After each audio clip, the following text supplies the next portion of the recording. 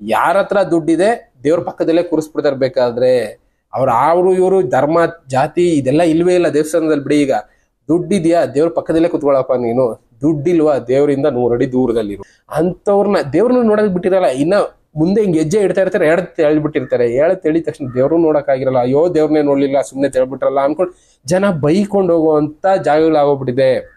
ಇಂಥ ದೇವಸ್ಥಾನಗಳಿಗೆ ಹೋಗ್ಬೇಕಾ ಅಂತ ಅನ್ನಿಸ್ಬಿಡತ್ತೆ. ನಮಸ್ಕಾರ ವೀಕ್ಷಕರೇ. ಭಕ್ತಿ ಮಾರ್ಗದಲ್ಲಿ ನಡೆಸೋದಕ್ಕೆ ಕೆಲವಷ್ಟು ಮಠಗಳು ಮಾನ್ಯಗಳು ಅಂದ್ರೆ ಆವಾಗಿನ ಕಾಲದಿಂದ ಮಾಡ್ಕೊಂಡು ಬಂದ್ಬಿಟ್ರು. ಮಠಗಳು, ದೇವಸ್ಥಾನಗಳು, ಇನ್ನ ಎಷ್ಟೋ ಪುಣ್ಯಕ್ಷೇತ್ರಗಳೆಲ್ಲ ಮಾಡ್ಕೊಂಡು ಬಂದ್ರು. ಅಂತ ಪುಣ್ಯಕ್ಷೇತ್ರಗಳು, ಭಕ್ತಿ ಧಾಮ ಅಂತ ಕರೆಸ್ಕೊಳ್ಳೋ ಕ್ಷೇತ್ರಗಳು ಬಿಸ್ನೆಸ್ ಧಾಮಗಳಾಗಿ ಬದಲಾಗ್ತಾ ಇದೆ. ನಾನು ರೀಸೆಂಟ್ ಆಗಿ ಈ 1 ವರ್ಷದಲ್ಲಿ ಎಷ್ಟೋ ದೇವಸ್ಥಾನಗಳನ್ನ ಸುತ್ಬಿಟ್ಟೆ. ಯಾವುದೇ ದೇವಸ್ಥಾನಕ್ಕೆ ಹೋದ್ರೂ ಒಂದೇ ಬಿಸ್ನೆಸ್ ಧಾಮ ಆಗಿದೆ. ಭಕ್ತಿ ಧಾಮ ಅನ್ನೋದು ಕಂಪ್ಲೀಟ್ ಆಗಿ ಹೊರಟೋಗ್ತಾ ಇದೆ. ಎಕ್ಸಾಂಪಲ್, ನಾನು ಈಗ 1 ವಾರ ಮುಂಚೆನೂ ಒಂದು ಪ್ಲೇಸ್ಗೆ ಹೋಗಿದ್ದೆ. ಚುಂಚನಗಿರಿನೇ ಇಟ್ಕೊಳ್ಳಿ. ಚುಂಚನಗಿರಿಗೆ ಹೋಗಿದ್ದೆ. ಈಗ 1 ವಾರ ಮುಂಚೆ ಚುಂಚನಗಿರಿಗೂ ಹೋಗಿದ್ದೆ. ಅಲ್ಲಿ ಹೋದಾಗ ಕೆಲವಷ್ಟು ನೋಡಿದಾಗ ಬೇಜಾರು ಅನ್ನಿಸ್ತು. ನಾರ್ಮಲ್ ಆಗಿ ನಾವು ಹೋಗೋದು ಎಂತಕ್ಕೆ, ಅಲ್ಲಿ ಭಕ್ತಿ ಧಾಮ, ಭಕ್ತಿ ಮಾರ್ಗ ಅನ್ನೋದನ್ನ ತೋರಿಸ್ತಾರೆ. ಅಲ್ಲಿ ಏನೋ ಒಂದು ಮನಸ್ಸಿಗೆ ನೆಮ್ಮದಿ ಏನೋ ಸಿಗುತ್ತೆ, ಶಾಂತಿ ಏನೋ ಸಿಗುತ್ತೆ ಅಂತ ಆ ಜಾಗಕ್ಕೆ ಹೋಗ್ತೀವಿ. ಆ ಜಾಗಕ್ಕೆ ಹೋದಾಗ ಅಲ್ಲಿ ಆಗುವಂತ ಅನುಭವಗಳು ಮನುಷ್ಯರನ್ನ ಬದಲಾಯಿಸ್ತಾ ಹೋಗುತ್ತೆ. ನಂಬಿಕೆ, ದೇವ್ರನ್ನ ನಂಬಬೇಕು. ಬೇರೆ ಬೇರೆ ನಂಬಿಕೆ ಇಲ್ಲದೆ ಇದ್ದವರು ಕೆಲವಷ್ಟು ಸಲ ಆ ಜಾಗಕ್ಕೆ ಹೋಗ್ಬೇಕಾಗತ್ತೆ. ಕಾರಣ, ಕೆಲವೊಂದು ಪುಣ್ಯಕ್ಷೇತ್ರಗಳಲ್ಲಿ ಆ ಎನರ್ಜಿ ಅನ್ನೋದಿರುತ್ತೆ. ಈಗ ದೇವಸ್ಥಾನಗಳಿಗೆ ಯಾಕೆ ಹೋಗ್ತೀವಿ ಅಂದ್ರೆ ಅಲ್ಲಿರುವಂತ ಗಂಟೆನಾದ ಆಗಿರ್ಬೋದು, ಆಳ್ಮೆಯಿಂದ ಕುತ್ಕೊಂಡು ಧ್ಯಾನ ಮಾಡೋದಕ್ಕಿರ್ಬೋದು, ಇಲ್ಲ ಅಲ್ಲಿ ಸಿಗುವಂತ ಖುಷಿ ಆಗ್ಬೋದು. ಇದಕ್ಕೋಸ್ಕರ ದೇವಸ್ಥಾನಗಳಿಗೆ ಹೋಗ್ತೀವಿ. ನಾವು ಮನೆಯಲ್ಲಿ ಕುತ್ಕೊಂಡಾಗ ಧ್ಯಾನ ಮಾಡ್ತೀವಿ ಅಂದ್ರೆ ಅದಕ್ಕೆ ಮನಸ್ಸು ಒಪ್ಪದೇ ಇರೋದು. ಆ ಜಾಗಕ್ಕೆ ಹೋದಾಗ ಆಟೋಮೆಟಿಕಲಿ ಮನಸ್ಸು ಏನೋ ಒಂದು ಭಕ್ತಿಯಿಂದ ಕೂಡ್ಕೊಂಡ್ಬಿಡುತ್ತೆ. ಅದಕ್ಕೋಸ್ಕರ ಆ ಜಾಗಗಳಿಗೆ ವಿಸಿಟ್ ಮಾಡ್ತಾ ಇರ್ತೀವಿ. ಅಂತ ಪುಣ್ಯಕ್ಷೇತ್ರಗಳು ನಮ್ಮ ಸುತ್ತಮುತ್ತನೇ ಎಷ್ಟೋ ಇದೆ. ಇನ್ನು ಬೇರೆ ಬೇರೆ ಕಡೆ ಬೇರೆ ತರ ಇರ್ಬೋದೇನೋ, ಬಟ್ ಆದ್ರೆ ನಮ್ಮ ಸುತ್ತಮುತ್ತ ಇರೋದನ್ನ ನಾನು ವಿಸಿಟ್ ಮಾಡ್ತಾ ಇರೋದ್ರಿಂದ ನಾನು ನೋಡ್ತಾ ಇರೋದನ್ನ ಹೇಳ್ತೀನಿ. ತಿರುಪತಿ ಬಗ್ಗೆನೂ ಮಾತಾಡ್ಬೋದು. ತಿರುಪತಿನಲ್ಲಿ 7 ದಿನದ ತನಕ ಕ್ಯೂ ಆಗ್ತಾ ಇದೆಯಂತೆ. 7 ದಿನ ಕ್ಯೂನಲ್ಲಿ ನಿಂತ್ಕೊಂಡು ಹೋಗಿ ಮಕ್ಕಳು ಮರಿನೆಲ್ಲ ಎತ್ಕೊಂಡು ದೇವ್ರನ್ನ ನೋಡಿ ದೇವ್ರ ಹತ್ರ ಕೇಳ್ಕೊಂಡು ಬರೋ ಅಷ್ಟು ಪೇಷನ್ಸ್ ಜನಕ್ಕಿದ್ಯಾ? ದೇವ್ರು ನಿಜವಾಗ್ಲೂ ಅಷ್ಟೊಂದು ವರಗಳನ್ನ ಕೊಡ್ತಾ ಇದ್ದಾನ? ನಮ್ಗೇನು ಅಂದ್ರೆ ಮನಸ್ಗೊಂದು ತೃಪ್ತಿ, ಅಲ್ಲಿ ಹೋಗಿ ಬಂದ್ರೆ ಒಂದು ನಂಬಿಕೆ, ನಮ್ಗೇನೋ ಒಂದು ಒಳ್ಳೇದಾಗತ್ತೆ ಅಂತ ನಂಬಿಕೆಯಿಂದ ಹೋಗ್ತೀವಿ. ಬಟ್ ಆದ್ರೆ ಎಲ್ಲಾ ಕೂಡ ಬಿಸ್ನೆಸ್ ಧಾಮಗಳಾಗಿದೆ. ಭಕ್ತಿ ಧಾಮ ಅನ್ನೋದು ಇಲ್ವೇ ಇಲ್ಲ. ತಿರುಪತಿಗೆ ಹೋಗಿ ಸ್ಪೆಷಲ್ ಎಂಟ್ರಿ 300 ರೂಪಾಯಿ, ಇನ್ನ VIP ಎಂಟ್ರಿ 1000 ರೂಪಾಯಿ. ದುಡ್ಡಿದ್ದವರ ದುನಿಯಾ ಮಾಡ್ಕೊಂಡ್ಬಿಟ್ಟಿದ್ದಾರೆ. ಬಿಸ್ನೆಸ್, ಜನ ಬಂದ್ರ ಜಾಸ್ತಿ ದುಡ್ಡು ಕೊಟ್ರ ಬಿಡು ದೇವ್ರ ಮುಂದೆ.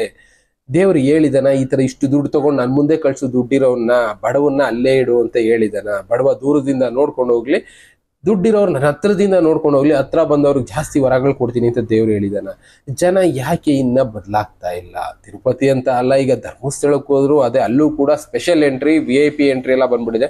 ನಾರ್ಮಲ್ ಆಗಿ ಕ್ಯೂನಲ್ಲಿ ನಿಂತ್ಕೊಂಡು ಜನ ಹೋಗಿ ನೋಡ್ಬೇಕು ಅಂದ್ರೆ 4 ರಿಂದ 5 ಅವರ್ ಬೇಡ, ಒಂದೊಂದ್ಸಲ 10 ಅವರ್ 12 ಅವರ್ ತನಕನೂ ಆಗೋಗಿದೆ. ಜನಕ್ಕೆ ಅಷ್ಟೊಂದು ಹಿಂಸೆ ಪಟ್ಕೊಂಡು ಹೋಗಿ ದೇವ್ರನ್ನ ನೋಡಿ ಅಂತ ಹೇಳಿದಾನೆ. ನಮ್ಗೇನು ಅಂದ್ರೆ ಒಂದು ಆತ್ಮಕ್ಕೆ ತೃಪ್ತಿಗೋಸ್ಕರ, ನಮ್ಮ ಖುಷಿಗೋಸ್ಕರ, ಅಲ್ಲಿ ಏನೋ ಒಂದು ಸಿಗುತ್ತೆ ಅನ್ನೋ ಒಂದು ನಂಬಿಕೆಗೋಸ್ಕರ ನಾವು ಆ ಜಾಗಗಳಿಗೆ ವಿಸಿಟ್ ಮಾಡ್ತಾ ಇರ್ತೀವಿ. ಈ ಜಾಗಗಳು ಪುಣ್ಯಕ್ಷೇತ್ರಗಳು, ಇಲ್ಲಿ ಏನೋ ಒಂದು ಇದ್ದೇ ಇರುತ್ತೆ ಶಕ್ತಿ ಅನ್ನೋದು. ನಾವು ಅಲ್ಲಿ ಹೋಗಿ ಬಂದಾದಾಗ ನಮ್ಗೆ ಒಳ್ಳೇದಾಗೆ ಆಗುತ್ತೆ ಅಂತ ನಾವೇನ್ ಮಾಡ್ತೀವಿ, ಅಂತ ಕ್ಷೇತ್ರಗಳು ವಿಸಿಟ್ ಮಾಡ್ತೀವಿ. ಅಂತ ಕ್ಷೇತ್ರಗಳು ಬಿಸ್ನೆಸ್ ಧಾಮಗಳಾಗೋಗಿದೆ. ಮೊನ್ನೆ ನಾನು ಹೇಳದ್ನಲ್ಲ, ಚುಂಚನಗಿರಿಗೆ ಹೋಗಿದ್ದೆ ಅಂತ, ಅಲ್ಲೂ ಕೂಡ ಎಕ್ಸ್ಪೀರಿಯನ್ಸ್ ಆಗಿದ್ದು ಅದೇ. ಪೂಜೆ ಮಾಡಿಸೋದಕ್ಕೆ ಅಂತ ಎಲ್ಲರೂ ದೇವಸ್ಥಾನಕ್ಕೆ ಹೋದಾಗ ಸಾಮಾನು ತಗೊಳ್ತಾರೆ. ಕೆಲವೊಂದು ಕಾರಣಗಳಿರುತ್ತೆ ಬಿಡಿ, ಅದಕ್ಕೆ ಏನೋ ಒಂದು ನಂಬಿಕೆನಲ್ಲಿ ಆ ಪೂಜೆ ಮಾಡಿಸೋದಕ್ಕೆ ಅಂತ ಹೋಗ್ತಾರೆ. ಒಂದು ಪೂಜೆ ಮಾಡಿಸೋದಕ್ಕೆ ಮೊನ್ನೆ ಕೂಡ ಒಂದು ವಿಡಿಯೋದಲ್ಲಿ ನೋಡ್ತಾ ಇದ್ದೆ, ಬಸವನ ಗುಡಿನಲ್ಲಿ ಅದ್ರದ್ದು ಒಂದು ವಿಡಿಯೋ ಮಾಡಿ ಹಾಕಿದ್ದಾರೆ ಕೆಲವೊಂದು ನ್ಯೂಸ್ ಚಾನೆಲ್ಗಳಲ್ಲಿ.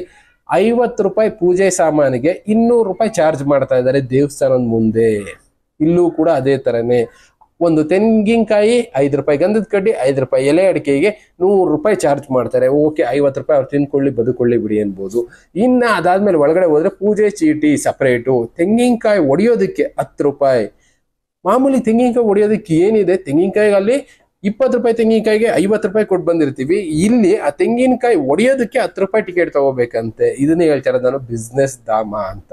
ಭಕ್ತಿ ಧಾಮದಲ್ಲಿ ಹೇಗಿರುತ್ತೆ, ದೇವಸ್ಥಾನಕ್ಕೆ ತಗೊಂಡೋದ್ವಾ, ಪೂಜೆ ಮಾಡಿಸಿದ್ವಾ, ಬಂದ್ವಿ ಅನ್ನೋಂಗಿರ್ಬೇಕು. ಅಲ್ಲಿ ಬೈಕೊಂಡ್ ಬರೋಂಗಿರ್ಬಾರ್ದು. ಜನ ಓದೋರೆಲ್ಲ ಯಾನ್ರೆ ಇದು 10 ರೂಪಾಯಿ ಕೊಡ್ಬೇಕಂದ್ರೆ ತೆಂಗಿನಕಾಯಿ ಹೊಡಿಯೋದಕ್ಕೆ ನಮ್ಮನೆ ಹೊಡ್ಕೊಳ್ಳಿದ್ರೆ ನಾವೇ ಹೊಡ್ಕೊಂಡು ಹೋಗ್ಬಿಡ್ತೀವಲ್ಲ ಅಂತಾರೆ. ಅಲ್ಲೋ ಕಾಯಿ ಹೊಡಿಯೋದಕ್ಕೂ ಬಿಡೋದಿಲ್ಲ, ಸೆಕ್ಯೂರಿಟಿ ಬೇರೆ ಹಾಕ್ಬಿಟ್ಟಿರ್ತಾರೆ. ಕಾಯಿ ನಾವು ಹೊಡಿಯೋಂಗಿಲ್ಲ, ಅವ್ರ ಹತ್ರನೇ ಹೊಡಿಸ್ಬೇಕಂತೆ, ಅದಕ್ಕೆ 10 ರೂಪಾಯಿ ಟಿಕೆಟೇ ತಗೋಬೇಕಂತೆ. ಇದು ಸರಿನಾ? ನಾನು ಕಣ್ಣು ಮುಂದೆ ನೋಡಿದ್ದಂಥದ್ದು ಇದು ಚುಂಚನಗಿರಿಯಲ್ಲಿ ಆಗಿದ್ದು. ಚುಂಚನಗಿರಿಗೆ ನಾನು ವಿಸಿಟ್ ಮಾಡ್ತಾನೆ ಇರ್ತೀನಿ, ಬಟ್ ಆದ್ರೆ ಇತ್ತೀಚಿನ ದಿನಗಳಲ್ಲಿ ನಾನು ಕಣ್ಣು ಮುಂದೆ ನೋಡಿದ್ದು ಇದೆಲ್ಲ ಸರಿನಾ ಅನಿಸ್ಬಿಡುತ್ತೆ. ಬಿಸ್ನೆಸ್ ಧಾಮ ಅಲ್ಲ, ಅದು ಭಕ್ತಿಧಾಮ. ಅಲ್ಲಿರೋ ಮಠಾಧೀಶರಿಗೆ ಈ ವಿಷಯಗಳು ಗೊತ್ತಿರುತ್ತೋ ಇಲ್ವೋ, ಇಲ್ಲ ಕೆಳಗಡೆ ಇರೋ ಯಾರೋ ಮೆಂಬರ್ಸ್ಗಳು ಮಾಡ್ತಾ ಇರ್ತಾರೇನೋ. ಯಾಕೆಂದ್ರೆ ನಾನು ಒಂದು 15 ವರ್ಷದಿಂದ ವಿಸಿಟ್ ಮಾಡ್ತಾ ಇದ್ದೀನಿ, 15-20 ವರ್ಷದ ಮೇಲೆ ಇರ್ಬೋದು. ಆ ಟೈಮಿಂದ ವಿಸಿಟ್ ಮಾಡ್ತಾ ಇದ್ದೀನಿ. ಆ ಟೈಮಲ್ಲಿ ಈ ರೀತಿ ಇರಲಿಲ್ಲ. ಈಗ ಬದಲಾಗ್ತಾ ಇದೆ ಅಲ್ಲಿರುವಂತ ಈ ಭಕ್ತಿಧಾಮದ ಪರಿಸ್ಥಿತಿ. ಇದು ಅಂತ ಅಲ್ಲ, ನಾನು ಅದಕ್ಕೆ ಹೇಳಿದ್ದು. ರೀಸೆಂಟಾಗಿ ಕಂಚಿಗೆ ಕೂಡ ಹೋಗಿದ್ದೆ. ಇನ್ನ ಕಂಚಿ ಆದ್ಮೇಲೆ ಏಕಾಂಬರನಾಥ ದೇವಸ್ಥಾನ ಇದೆ, ನಮ್ಮ ದೇಶದಲ್ಲಿ ತುಂಬಾ ಎತ್ತರವಾದ ದೇವಸ್ಥಾನ. ಆಗಿನ ಕಾಲಕ್ಕೆ ಸುಮಾರು ಒಂದು 700-800 ವರ್ಷದ ಮುಂಚೆ ಕಟ್ಟಿರುವಂತ ದೇವಸ್ಥಾನ. ಆ ದೇವಸ್ಥಾನಕ್ಕೂ ವಿಸಿಟ್ ಮಾಡಿದ್ದೆ, ಏನಿದೆ ನೋಡೋಣ ಅಂತ. ಅಲ್ಲಿ ಹೋದಾಗ್ಲೂ ಅದೇ ಪರಿಸ್ಥಿತಿ. 50 ರೂಪಾಯಿ ಕೊಟ್ರೆ ನೀವು ದೇವರ ಪಕ್ಕದಲ್ಲಿ ಒಂದು 3 ಅಡಿ ದೂರದಲ್ಲಿ ಹೋಗ್ಬಿಟ್ಟು ನೋಡ್ಕೊಂಡು ಹೋಗ್ಬಿಡ್ಬೋದು. ನೀನು ಏನು ಕೊಡೋದಿಲ್ವಾ, ಕ್ಯೂನಲ್ಲಿ ಹೋಗು, 20 ಅಡಿ ದೂರದಲ್ಲಿ ನಿಂತ್ಕೋ, ದೇವ್ರನ್ನ ನೋಡ್ಕೊಂಡು ಹೋಗು. ಜನ ಯಾವ ರೀತಿ ಮಾಡ್ಕೊಂಡ್ಬಿಟ್ಟಿದ್ದಾರೆ ಅಂದ್ರೆ, ದುಡ್ಡನ್ನ ಬಳಸ್ಕೊಂಡು ಅವ್ರು ಬದುಕೋದಕ್ಕೋಸ್ಕರ ಅಲ್ಲಿ ದೇವ್ರ ವಿಗ್ರಹ ಇಟ್ಟು ತೋರಿಸ್ತಾ ಇದ್ದಾರೆ ಅನ್ನಿಸ್ಬಿಡುತ್ತೆ. ಯಾವುದೇ ಜಾಗಕ್ಕೆ ಹೋದ್ರು ಇದನ್ನೇ ಕಣ್ಮುಂದೆ ನೋಡ್ತಾ ಇರೋದು. ಇನ್ನ ಬೇರೆ ಬೇರೆ ಕ್ಷೇತ್ರಗಳು ನಾನು ವಿಸಿಟ್ ಮಾಡ್ತಾನೆ ಇದ್ದೀನಿ, ಈ ಕ್ಷೇತ್ರ ಆ ಕ್ಷೇತ್ರ ಅಂತ ಅಲ್ಲ. ಹೋಗಿದ್ ಕೆಡ ಎಲ್ಲ ಒಂದೇ ಇರೋದು, ದುಡ್ಡಿದ್ರೆ ಬನ್ನಿ ಅಂತಾರೆ, ದುಡ್ಡಿಲ್ಲ ಅಂದ್ರೆ ದೂರ ನಿಂತ್ಕೊಂಡು ಹೋಗಿ ಅಂತಾರೆ. ಮೊದ್ಲಿನ ಕಾಲದಲ್ಲಿ ಅಸ್ಪೃಶ್ಯರು ಅವರು ಇವರು ಅಂತೆಲ್ಲ ಮಾತಾಡ್ತಾ ಇದ್ರಲ್ಲ, ಈಗ ಆ ತರ ಪರಿಸ್ಥಿತಿನೇ ಇಲ್ಲ. ಯಾರ ಹತ್ರ ದುಡ್ಡಿದೆ ದೇವ್ರ ಪಕ್ಕದಲ್ಲೇ ಕೂರಿಸ್ಬಿಡ್ತಾರೆ. ಬೇಕಾದ್ರೆ ಅವರು ಇವರು ಧರ್ಮ ಜಾತಿ ಇದೆಲ್ಲ ಇಲ್ವೇ ಇಲ್ಲ ದೇವಸ್ಥಾನದಲ್ಲಿ. ಬಿಡಿ, ಈಗ ದುಡ್ಡಿದ್ಯಾ ದೇವ್ರ ಪಕ್ಕದಲ್ಲೇ ಕುತ್ಕೊಳಪ್ಪ ನೀನು, ದುಡ್ಡಿಲ್ವಾ ದೇವರಿಂದ 100 ಅಡಿ ದೂರದಲ್ಲಿರು. ಹಂಗೆ ಹೇಳೋ ಬಿಸ್ನೆಸ್ ಧಾಮಗಳಾಗೋಗ್ಬಿಟ್ಟಿದೆ ಈ ದೇವಸ್ಥಾನಗಳು. ನೀವೇ ಹೋಗ್ತಾ ಇರ್ತೀರಾ, ಎಕ್ಸ್ಪೀರಿಯನ್ಸ್ ಮಾಡ್ತಾ ಇರ್ತೀರಾ. ಒಂದು ಸಲ ಯೋಚನೆ ಮಾಡಿ, ನಮ್ಮ ದೇಶದಲ್ಲಿರುವಂತ ಪುಣ್ಯಕ್ಷೇತ್ರಗಳು ಅದೇ ರೀತಿ ಪುಣ್ಯಕ್ಷೇತ್ರಗಳಾಗಿ ಉಳಿದಿದಾವ, ಭಕ್ತಿಧಾಮಗಳಾಗಿ ಉಳಿದಿದಾವ. ಕಣ್ಮುಂದೆ ನಿಮ್ಗೆ ಇರೋಂಥ ಸಾಕ್ಷಿಗಳು. ಯಾವುದೇ ದೇವಸ್ಥಾನಕ್ಕೆ ಹೋದ್ರು ಕಣ್ಮುಂದೆ ನೋಡ್ತಾ ಇರ್ತೀವಿ. 50 ರೂಪಾಯಿ ಪೂಜೆ ಸಾಮಾನಿಗೆ, ಎಲ್ಲೋದ್ರು 100 ರೂಪಾಯಿ ಚಾರ್ಜ್ ಮಾಡ್ತಾರೆ, 200 ರೂಪಾಯಿ ಚಾರ್ಜ್ ಮಾಡ್ತಾರೆ. ಇಲ್ಲೇ ತಗೋಬೇಕು, ಹೀಗೆ ಹೊಡಿಬೇಕು. ನಾವು ಅಟ್ಲೀಸ್ಟ್ ಆ ಪೂಜೆ ಸಾಮಾನು ತಗೊಂಡೋಗಿ ಕೊಟ್ರೆ ಪೂಜೆನೂ ಮಾಡಲ್ಲ, ಸುಮ್ಮನೆ ಹಿಂಗೆ ಹೂವು ಕಿತ್ತು ಅದು ಯಾವುದೋ ಮಂಕರಿಗೆ ಹಾಕ್ತಾರೆ, ಅಲ್ಲಿ ಇನ್ನ ಇರೋಂಥ ಗಂಧದ ಕಡ್ಡಿ ಕರ್ಪೂರ ಎಲ್ಲ ಇನ್ನೊಂದು ಮಂಕರಿಗೆ ಹಾಕ್ತಾರೆ, ಮತ್ತೆ ಅದನ್ನ ರೀಸೈಕಲ್ ಮಾಡ್ತಾ ಇರ್ತಾರೆ. ನಾವು ತಗೊಂಡೋಗಿ ಕೊಟ್ಟಿದ್ದು ಇನ್ನೊಬ್ರಿಗೆ ಹೋಗುತ್ತೆ. ಈ ತರ ಪರಿಸ್ಥಿತಿಗಳು ಎಲ್ಲಾ ದೇವಸ್ಥಾನದಲ್ಲೂ ಆಗ್ತಾ ಇದೆ. ನಾನು ಇದನ್ನೆಲ್ಲ ನೋಡಿದಾಗ ನನಗನ್ಸಿದ್ದೇನು ಅಂದ್ರೆ, ದೇವಸ್ಥಾನಕ್ಕೆ ಹೋದ್ವಾ, ಅಲ್ಲಿ ಏನಾದ್ರೂ ನೆಮ್ಮದಿ ಇದೆಯಾ, ದೇವಸ್ಥಾನಕ್ಕೆ ವಿಸಿಟ್ ಮಾಡ್ತಾ ಇರೋಣ, ಒಳ್ಳೇದಾಗುತ್ತೆ ಅಂತ ಅನ್ಕೊಳ್ಳೋಣ. ಇಲ್ಲ ಅಂದ್ರೆ ಇಲ್ಲೇ ನಿಂತ್ಕೊಂಡು ಕೈ ಮುಗಿದು ಬಿಡೋಣ. ನಂಬಿಕೆ ಅಷ್ಟೇ ಇರೋದು. ಏನಂದ್ರೆ ಒಳ್ಳೇದಾಗುತ್ತೆ ಅನ್ಬೇಕು ಅನ್ನೋಂಗಿದ್ರೆ ಎಲ್ಲಿದ್ದ ಬೇಕಾದ್ರೂ ಒಳ್ಳೇದಾಗ್ಬೋದು. ಭಕ್ತಿ ಮಾರ್ಗ ಬೇಕು, ಬಟ್ ಆದ್ರೆ ಈ ರೀತಿ ನಾವು ಕಷ್ಟಪಟ್ಕೊಂಡು, ಈಗ ತಿರುಪತಿ ಯಾವ್ದೋ ಒಂದು ತೋರಿಸ್ತಾ ಇದ್ರು, 6 ದಿನದಿಂದ ಸುಮಾರು 8-10 ಕಿಲೋಮೀಟರ್ ಕ್ಯೂ ನಿಂತಿದ್ದಾರೆ ಮಕ್ಳುಗಳನ್ನ ಎತ್ಕೊಂಡು. ಅಂತ ಒದ್ದಾಡ್ಕೊಂಡು ಬಂದು ದೇವ್ರು ನಾನು ನೋಡು ಅಂತ ಹೇಳಿದಾನ. ನೋಡಿದ್ಮೇಲೂ ಒಳ್ಳೇದಾದ್ರೆ ಓಕೆ, ಒಳ್ಳೇದಾಗ್ಲಿಲ್ಲ ಅಂದ್ರೆ ಜನರ ನಂಬಿಕೆ ಯಾವ ತರ ಇರುತ್ತೆ, ಯಾವ ತರ ಬದಲಾಗುತ್ತೆ ಯೋಚನೆ ಮಾಡಿದಾರ. ತಿರುಪತಿಗೆ ಹೋಗ್ತಾ ಇರೋ ಎಷ್ಟೋ ಜನ ಫ್ಯೂಚರ್ ಅಲ್ಲಿ ಕನ್ವರ್ಟ್ ಆಗೋ ಚಾನ್ಸಸ್ ಇರುತ್ತೆ. ಅಲ್ಲೂ ಕೂಡ ನಡೆದಿತ್ತು ಕನ್ವರ್ಷನ್, ಕ್ರಿಶ್ಚಿಯಾನಿಟಿ ಕನ್ವರ್ಷನ್. ಇದು ಕೂಡ ಇದಕ್ಕೆ ಸಾಕ್ಷಿ ಆಗುತ್ತೆ. ಬನ್ನಿ ಚರ್ಚ್ಗೆ, ಎಲ್ಲಿದ್ರು ಯೇಸು ಒಂದೇ ಮಾಡ್ತಾನೆ ಅಂತ ಅವ್ರು ಹೇಳಿ ಕರೆಸ್ಕೊಳ್ತಾರೆ. ಈ ತರ ಧರ್ಮ ಪರಿವರ್ತನೆ ಆಗೋಗ್ಬಿಡುತ್ತೆ. ಇದರಿಂದ ಪುಣ್ಯಕ್ಷೇತ್ರಗಳು ಹಾಳಾಗ್ತವೆ ಅಂತ ನಾನು ಕಾಲಜ್ಞಾನದಲ್ಲಿ ಓದ್ತಾ ಇದ್ದೆ. ಕಾಲಜ್ಞಾನ ಹಾಗೆ ಹೇಗೆ ಅಂತ ಎಷ್ಟೊಂದು ಓದ್ತಾ ಇರುವಾಗ ಕಣ್ಮುಂದೆ ನಡೆಯುವಂತ ಸಂಗತಿಗಳನ್ನ ಕೂಡ ನೋಡ್ತಾ ಇದ್ದೆ. ಇಲ್ಲಿ ಕಣ್ಮುಂದೆ ನೋಡ್ತಾ ಇದ್ದೀನಿ ಅದನ್ನ. ಪುಣ್ಯಕ್ಷೇತ್ರಗಳೆಲ್ಲ ಹಾಳಾಗಿ ಹೋಗ್ತವೆ. ಈಗೆಲ್ಲ ಹಾಳಾಗ್ಬಿಟ್ಟಿದಾವೆ. ಎಲ್ಲ ದುಡ್ಡಿನ ಮೇಲೆ ನಿಂತಿದೆ. ದುಡ್ಡಿದ್ಯಾ ಬಾ, ನಿಮ್ ಬೆಂಚ್ ಕಾರಲ್ಲಿ ಬಂದ ದೇವ್ರ ಮುಂದೆ ಕರ್ಕೊಂಡು ಹೋಗಿ ನಿಲ್ಲಿಸ್ತಾರೆ. ದೇವ್ರಿಗೆ ಅರ್ಚನೆ ಮಾಡ್ಸೋದೇನು, ದೇವ್ರಿಗೆ ಪ್ರಸಾದ ಕೊಡ್ಸೋದೇನು ಎಲ್ಲಾ ಫುಲ್ ಅವ್ರಿಗೆ ಮಾಮೂಲಿ ನಡ್ಕೊಂಡೋದ. ನಿಂತ್ಕೋ, ಅಲ್ಲಿ 100 ಅಡಿ ದೂರದಲ್ಲಿ ನಿಂತ್ಕೋ, ದೇವ್ರು ಕಾಣಿಸುತ್ತೋ ಇಲ್ವೋ ಹಿಡ್ಕೊಂಡು ಎಳೆದು ತೆಳ್ಳಿರ್ತಾರೆ ಸೆಕ್ಯೂರಿಟಿ ಇರೋರು ಅಂತ. ಆ ರೀತಿ ಪರಿಸ್ಥಿತಿನಲ್ಲಿ ಹೋಗಿ ದೇವ್ರನ್ನ ನೋಡ್ಬೇಕಾ ಅಂತ ಅನ್ನಿಸ್ಬಿಡುತ್ತೆ. ನಿಜವಾಗ್ಲು ನನ್ ಈಗ ಎಕ್ಸ್ಪೀರಿಯನ್ಸ್ ರೀಸೆಂಟ್ ಆಗಿ ನೋಡಿರುವಂತ ಎಲ್ಲಾ ದೇವಸ್ಥಾನಗಳಲ್ಲೂ ಹಿಡಿದು ಎಳೆದು ಹೇಳ್ತಾ ಇರ್ತಾರೆ. ದೇವಸ್ಥಾನಕ್ಕೆ ಹೋಗೋದೇನು, ಆ ವಿಗ್ರಹದಲ್ಲಿ ಏನೋ ಒಂದಿದೆ, ಅದಕ್ಕೊಂದು ಶಕ್ತಿ ಇರುತ್ತೆ. ಅದನ್ನ ಕಣ್ತುಂಬಿಸ್ಕೊಂಡ್ರೆ ನಮ್ಗೆ ಏನೋ ಒಂದು ಒಳ್ಳೇದಾಗುತ್ತೆ ಅನ್ನೋ ನಂಬಿಕೆ ಮೇಲೆ ಹೋಗ್ತೀವಿ. ಇನ್ನ ನಮ್ಮಂತವ್ರು ಬಿಡಿ, ಕೆಲವಷ್ಟು ವಿಷಯಗಳಿರುತ್ತೆ ತಿಳ್ಕೊಳ್ಳೋದಕ್ಕೋಸ್ಕರ ಹೋಗ್ತಾ ಇರ್ತೀವಿ. ಅಲ್ಲಿ ಏನಿದೆ ಸ್ಪೆಷಲ್ ಆಗಿ ಅಂತ. ನಾರ್ಮಲ್ ಆಗಿ ಜನ ಬರೋರು, ಭಕ್ತಿಯಿಂದ ಬರುವಂತ ಜನ ಏನು ಅಂದ್ರೆ, ಈ ದೇವಸ್ಥಾನದಲ್ಲಿ ದೇವ್ರನ್ನ ನೋಡಿದ್ರೆ ನನ್ಗೆ ಒಳ್ಳೇದಾಗುತ್ತೆ, ನನ್ ಕಷ್ಟಗಳು ಪರಿಹಾರ ಆಗುತ್ತೆ ಅಂತ ಜನ ಬರೋರೇ ಜಾಸ್ತಿ. ಅಂತವ್ರನ್ನ ದೇವ್ರನ್ನ ನೋಡಕ್ ಬಿಟ್ಟಿರಲ್ಲ. ಇನ್ನ ಮುಂದೆ ಹಿಂಗೆ ಹೆಜ್ಜೆ ಇಡ್ತಾ ಇರ್ತಾರೆ, ಹೇಳ್ಬಿಟ್ಟಿರ್ತಾರೆ.